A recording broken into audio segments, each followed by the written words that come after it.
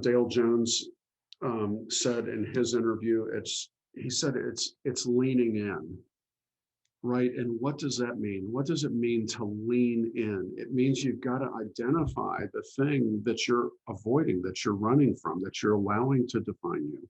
Mm-hmm. And leaning into it, saying, what can I learn from it? He says it's to use our term self-authoring. He said, how do we own what we've been dealt and find a way to grow from it? And in some cases, folks, it's how do we find out how to own what we've dealt ourselves, right? That we've allowed or created the structure around us that now we feel trapped in.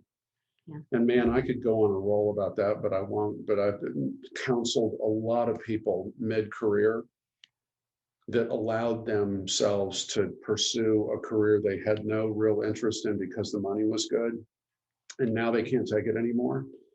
But they've got a $1,200 a month car payment and a $7,000 a month house payment and a kids in private school and all of these things. And again, you're bumping up against the worry, fear, and resistance. So there's some balancing act to do there. But how do you lean in? How do you figure out?